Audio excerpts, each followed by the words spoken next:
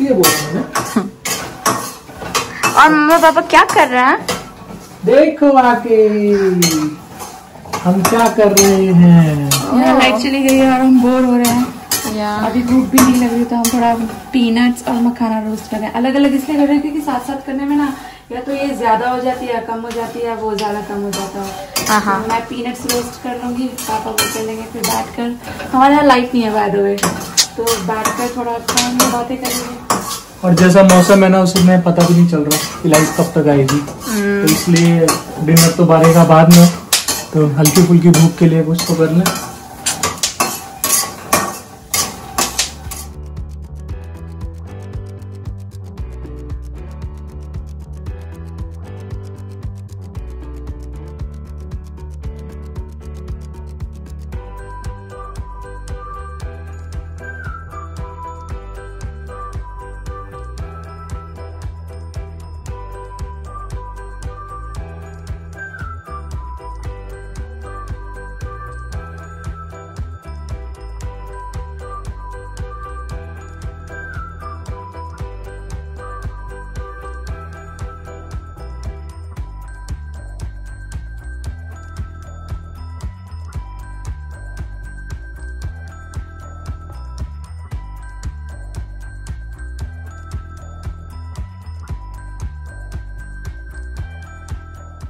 और मैं ना बस चाय बनाने लगी और इसके साथ थोड़ा बहुत खाने पीने के लिए बनाऊंगी। थोड़ी देर पहले शर्मा जी आए हैं फैक्ट्री से और मैं गई थी शावर लेने।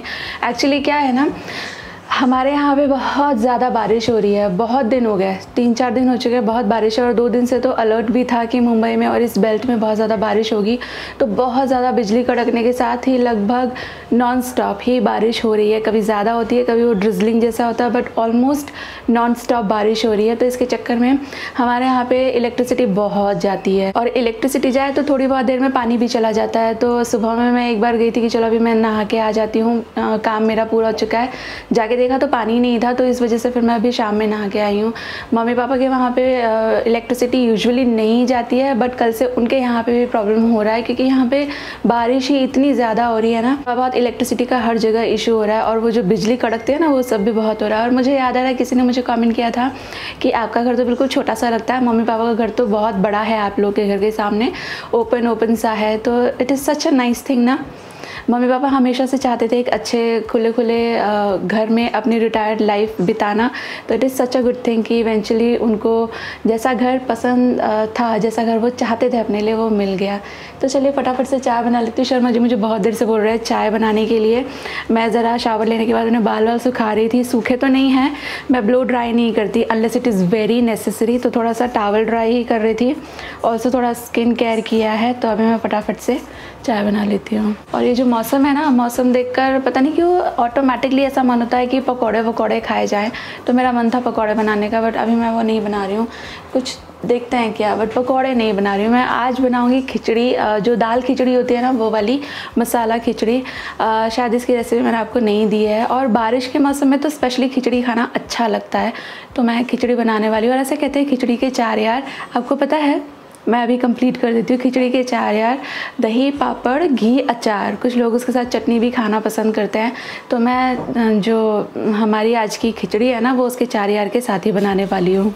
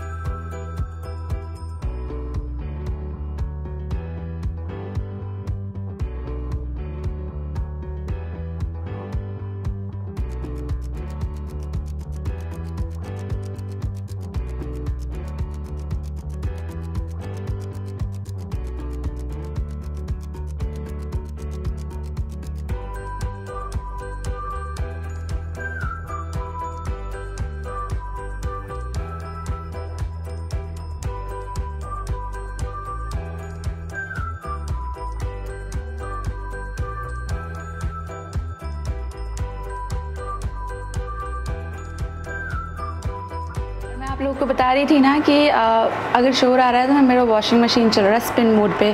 बारिश की वजह से सब उल्टा पुल्टा हो जाता है काम। मैं वो जो कपड़े हैं ना, पानी नहीं था सुबह में तो मैंने दोपहर में लगाए और अभी मैं उनको एक्स्ट्रा ड्राई कर रही हूँ, वरना घर के अंदर है ना फिर एक अजीब सी स्मेल आ जाती है। हालांकि आई यूज़ कम्फर्टर, तो वो तो एक रूम फ्रेशनर का काम करता है, उससे बहुत अच्छी खुशबू आ जाती है। बट अगेन अगर गीले कपड़े बहुत दिन तक पड़े रहें तो वो बहुत अच्छी स्मेल नहीं आती, तो इसलिए मैं उसे सुपर ड्राई कर रही हूँ 30 मिनट्स वाला। तो वो हो जाएगा तो उसके बाद मैं सुखा दूँगी।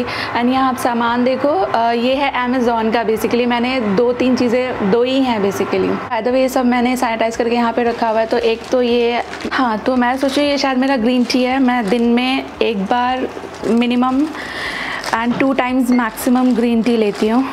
तो ख़त्म हो गया था तो मैंने ये मंगाया था। Yes, it is green tea, ये वाला ऑर्गेनिक इंडिया। तुलसी मुलेठी मैं इस्तेमाल करती हूँ, बदल बदल के करती हूँ, क्योंकि एक ही पीते रहो ना तो फिर वो थोड़ा टाइम बाद आपको कड़वा लगने लगता है। एंड मैं ग्रीन टी में कुछ भी ऊपर से लेमन हनी नहीं मिलाती हूँ, डायरेक्ट इसको पीती हूँ। तो ये मिनिमम 2 ही ऑर्डर कर सकते थे, तो मैंने ये 2 मंगाया है। इसकी हालत तो देखो क्या हो गई, पूरा पिचक गया। और एक ये बहुत इंटरेस्टिंग चीज़ है, आपको ये अच्छा लगेगा, मैं आपको दिखाती हूँ। अगर आपको मेरी तरह खुद से साफ़ सफाई करना घर का अच्छा लगता है, आपका सेटिस्फैक्शन लेवल थोड़ा हाई है ना, तो ये चीज़ आपके काम की हो सकती है। मैंने इसको देखा था अमेज़ॉन पर ही। मैं बाथरूम की सफाई से रिलेटेड जो सप्लाईज़ होती है ना, वो चेक कर रही थी, तो ये मेरी आंखों के सामने आया। फिर मैंने इसको कार्ट में डाल दिया। फिर मैंने शर्मा जी को दिखाया कि ये कैसा रहेगा, क्योंकि कुछ चीज़ें अगर वो मशीन बेस्ड होती है ना तो मैं उन्हें एकदम से नहीं खरीदती। मैं उसे कार्ट में रख लेती हूँ, फिर मैं शर्मा जी को दिखाती हूँ, उसके रिव्यूज़ वगैरह हम लोग पढ़ते हैं, उसके बाद फिर हम लोग उसको ख़रीदते हैं। तो इसका मैं जब यूज़ करूँगी तब भी आपको दिखाऊंगी। बस ऐसे ही मैं आपको दिखाना चाहती हूँ कि ये एक है ना, इसको क्या कहते हैं, इसका नाम है हरिकेन स्पिन स्क्रबर। और ये बेसिकली तो लुक एट दिस। आप मुझे बताना, आप में से किसी के पास अगर ये है तो आपका एक्सपीरियंस इसके साथ कैसा है। ये इस तरह का होता है और इसमें बहुत सारे अटैचमेंट्स भी होते हैं। और ये बेसिकली जो आपका बाथरूम है ना, उसके टाइल्स, फ्लोर, वो सब साफ़ करने के काम आता है। एंड आई बिलीव अगर सूखा इसको इस्तेमाल करें तो शायद छत और ये यहाँ पे ये सब सीलिंग, वॉल, वो सब भी साफ़ किया जा सकता है। शर्मा जी, इसका ये काट दूँ ना?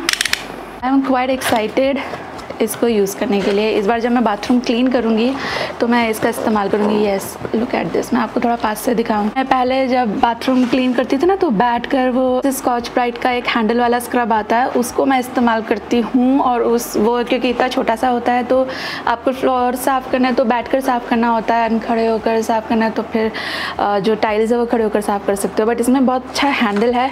मुझे पता नहीं इसे कैसे इस्तेमाल कर सकते हैं, ऑब्वियसली कोई रॉकेट साइंस नहीं है। इसके साथ इसका डेमो भी होगा, पर मैं जब इसका इस्तेमाल करूँगी तो प्रॉब्ली आपके साथ शेयर करूँगी इसका demo. I was quite excited. और इस बार सामान डिलीवर होने में थोड़ा वक्त लग गया। अच्छा लग रहा है देखने में। कितना बड़ा है ये हेड इसका। इसका क्या करेंगे? ये भी हेड ही है, कोने वगैरह साफ़ करने को। और ये छोटे कॉर्नर्स। तो नहीं, ये एक सॉफ्ट ब्रश होगा, ये कॉर्नर के लिए होगा और वो मेन उसके लिए होगा, सरफेस के लिए। और स्मूथ सरफेस के लिए ये अच्छा लग रहा है यार। ये पढ़ के देख लेंगे ना। या ये कैसे चलेगा शर्मा जी? कॉर्डलेस है? नहीं, या इसके साथ एक ये अडेप्टर लाइक थिंग भी आती है, तो ये चार्ज करके इस्तेमाल करते हैं। एक्चुअली हम लोग है ना कई दिन से सोच भी रहे हैं, हमारी जो छत है ना, बारिश का मौसम होता है तो थोड़ा थोड़ा सा आपने महसूस किया होगा, एक फील होता है कि इसको थोड़ा सा घिसने की ज़रूरत है। तो प्रॉब्ली इस वीकेंड हम लोग ऐसे सारे काम वीकेंड पे ही करते हैं, तो शायद इस वीकेंड हम लोग ये सफाई का अभियान छेड़ेंगे। देखो ना ऊपर ऐसा ही दिखाया हुआ है ना, इसमें लगाते हैं सब कुछ। ओके, तुम देख लो, इसकी R&D कर लो। मीनवाइल मैं दिया बाती करके आती हूँ। अब शर्मा जी इसकी पूरी इंजीनियरिंग कर डालेंगे।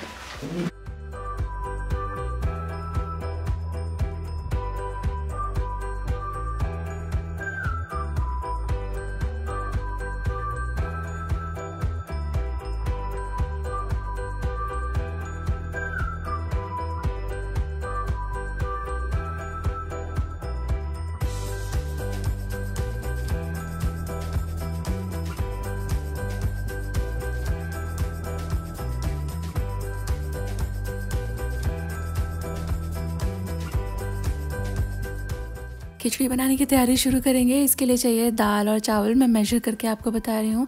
1 कप ले लेंगे दाल, और ये बासमती राइस नहीं है, ये ब्रोकन राइस है जो आजकल मैं एवरीडे में इस्तेमाल करती हूँ। और उसी कप से 1 कप ले लेंगे छिलके वाली मूंग दाल। और खिचड़ी में हर 1 कप दाल चावल के कॉम्बिनेशन के लिए आपको चाहिए होता है लगभग 5 कप पानी। तो इतना सारा तो कुकर में नहीं आएगा। फ़िलहाल तो मैं इसको अच्छी तरह से 3-4 पानी से धो लेती हूँ और सोख करके रख देंगे। खिचड़ी को हमेशा लगभग आधा घंटा सोख करके रखिएगा, और जब ये सोख हो जाएगी तो फिर इसको उबालने के लिए रखेंगे। तो जैसा मैं कह रही थी, इतना बड़ा तो मेरे पास कुकर नहीं है कि इसमें मैं इतना सारा पानी डाल सकूं, तो फ़िलहाल के लिए थोड़ा ही पानी मैं इसमें ऐड कर रही हूँ जितना इसमें आ जाए। और सब्जियां डाल देंगे जिनको विसल की ज़रूरत है। तो मैंने यहाँ 1 कैरेट था, ये डाल दिया है। 2 आलू काट करके डाल दिए हैं। ये है फ्रोज़न मटर, ये वॉश करके मैंने ले लिया है। इसको भी यहीं पर ऐड कर देंगे। आपके पास जो भी सब्जियाँ हो या आपको जो सब्जियाँ पसंद आती हैं वो आप ऐड कर सकते हो। ये है हैंडफुल ऑफ पीनट्स, ये वॉश करके ऐड कर देंगे खिचड़ी के अंदर। और इसके बाद जा रहा है इसमें एक अलग सा इंग्रेडिएंट, और ये है कैबेज। ये थोड़ा सा कैबेज है, मैंने इस तरह से काट लिया है, ये मैं ऐड करूँगी। और खिचड़ी में ना कैबेज का टेस्ट बहुत अच्छा आता है, आप ट्राई करना। आपको कैबेज नहीं पसंद है तो आप इसकी जगह कॉलीफ्लावर डाल सकते हो। डालेंगे इसमें थोड़ा सा नमक, 1 चम्मच घी, थोड़ी सी हल्दी, चीज़ों को मिक्स कर दीजिए और ढक्कन लगा के इसे लगभग 2 सीटी ले लीजिए। क्योंकि जो मेरा कुकर है ना, इसका कैपेसिटी बहुत नहीं है। ये एक 3 लीटर कुकर है और ये स्टाल कंपनी का कुकर है।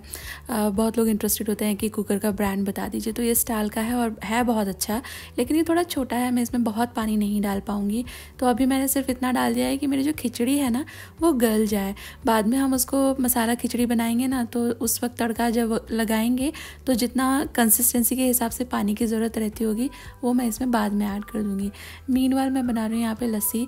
बच्चों को, शर्मा जी को, इनफैक्ट मुझे भी लस्सी बहुत पसंद है, बट अभी मेरा बिल्कुल भी मन नहीं है लस्सी वस्सी पीने का।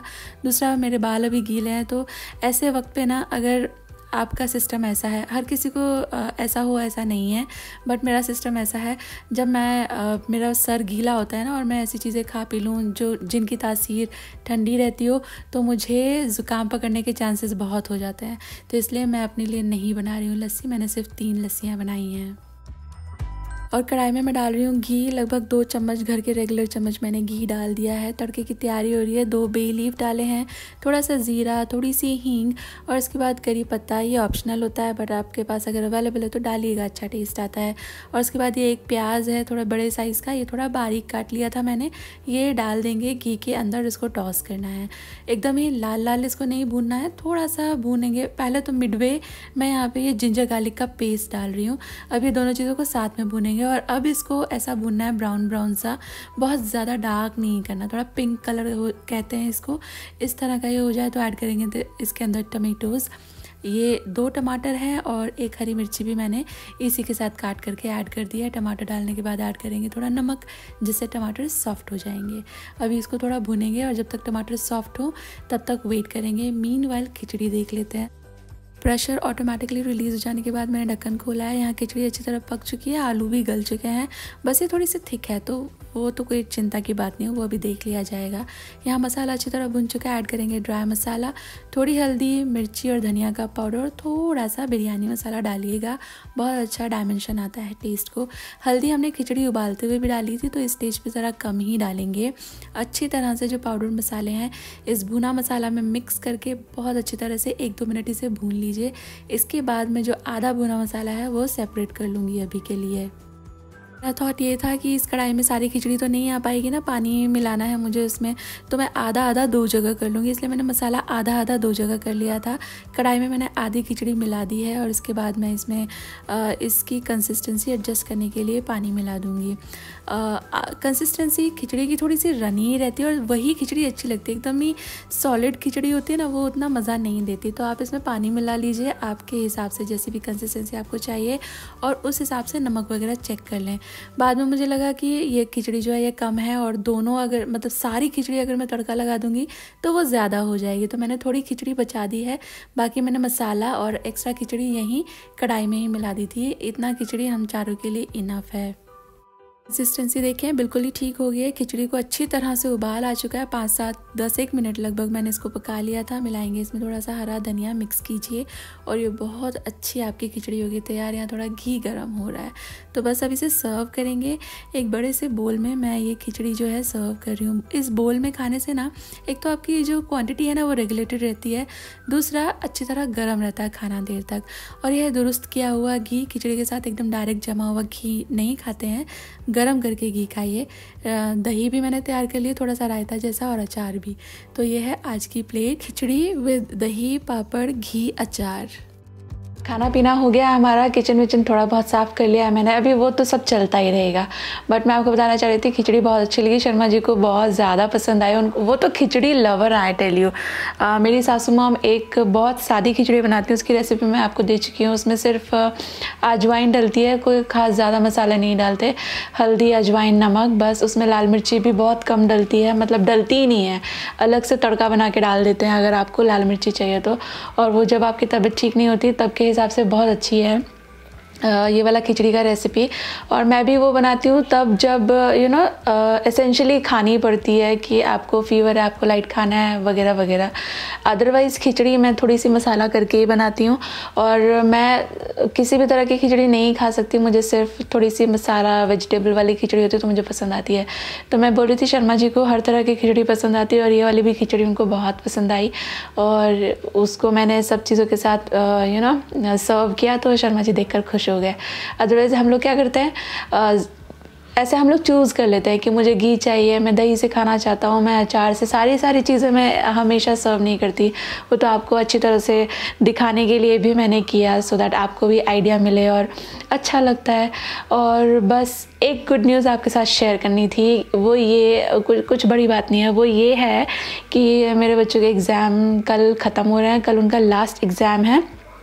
और आज व्लॉग सिर्फ इसलिए नहीं गया क्योंकि आज था सानवी का हिंदी का पेपर और वो हिंदी में थोड़ा सा तंग है उसका हाथ, तो उसके साथ थोड़ा सा ज़्यादा टाइम स्पेंड करना पड़ता है। ऑल्सो कल हमारे यहाँ बिल्कुल लाइट वाइट नहीं थी, रात तक इलेक्ट्रिसिटी नहीं थी, तो इसलिए मैंने कुछ काम नहीं किया। तो जितना डे टाइम था मैं सानवी के साथ बिजी थी और उसके बाद शाम से जो वो था क्या बोलते हैं इलेक्ट्रिसिटी का इशू था, इसलिए भी मैंने कुछ काम नहीं किया। हाँ एक चीज़ हुई कि मैंने है ना वो मूवी देख ली तापसी पन्नू की, अरे यार अभी तो देखी थी, नाम भूल गई मैं, हसीन दिलरुबा। अच्छी पिक्चर है, आप चाहें तो देख सकते हैं, नाइस इट इज़। हाँ और एंड तक टाइट निट मूवी है, एंड तक पता नहीं चलता क्या होने वाला है। लाइक आप गेस तो कर सकते हैं डेफिनेटली, बट क्या कैसे हुआ वो एंड तक पता नहीं चलता है। तो that Vs it's a nice movie. और हाँ मैं सोच रही थी मुझे आपकी ना एडवाइस चाहिए होगी। बेसिकली ये जो घर है जिसमें हम रहते हैं, हमको यहाँ हो जाएंगे इस दिसंबर कंप्लीट 5 इयर्स। और 5 इयर्स में जो इसकी जो वॉल है ना इस पर पेंट है, तो हम लोगों ने इसमें कुछ भी टचअप नहीं कराया है, हमको ऐसा ही मिला था। बट नाउ शर्मा जी और मैं ऑब्जर्व कर रहे हैं कि थोड़ी दीवारें अच्छी नहीं लगती हैं और जहाँ तहाँ से पपड़ियाँ भी निकल रही हैं, तो शायद हमको ये टचअप करवाना पड़ेगा। तो मैं आपकी ना राय लेना चाहती हूँ कि अगर आप में से किसी ने आपके घर में पेंट वगैरह करवाया हो तो मुझे सिर्फ 2 बातें आपसे जाननी है, अगर आप मुझे हेल्प कर सकें। 1 कि इसमें थोड़ा कितना बजट लग जाता होगा पर रूम के हिसाब से, और दूसरा क्या मतलब तैयारियां करनी पड़ती हैं, क्योंकि अपने आप से तो शर्मा जी और शर्मा जी का तो खैर मुझे नहीं पता इतना, बट मैं तो पहली बार ही करवाऊंगी। अगर हम ये डिसीज़न लेते हैं कि अभी यहाँ पे करवाना है पेंट वेंट, तो मैं पहली बार ही करवाऊंगी। अदरवाइज़ इससे पहले हम लोग रेंट के घर में रहते थे और जब मेरे पापा वाले घर में मैं रहती थी तो फिर पापा सब कुछ देख लेते थे, उस वक्त उतनी कुछ मेमोरी नहीं थी। तब की मुझे सिर्फ इतनी मेमोरीज़ हैं कि पापा बोल देते थे कि अपनी बुक्स वगैरह निकाल लो, मतलब रूम खाली कर देते थे हम लोग और दूसरी जगहों पर चीज़ें सामान रख देते थे, फिर वो सब सूख जाता था यूजुअली। तब तो डिस्टेम्पर, वाइट वॉश इस तरह का ही चलता था हमारे घर में। पेंट वेंट मुझे याद नहीं है। तो अगले दिन तो तैयार भी हो जाता था घर की सारी चीज़ें जगह पे रख दो।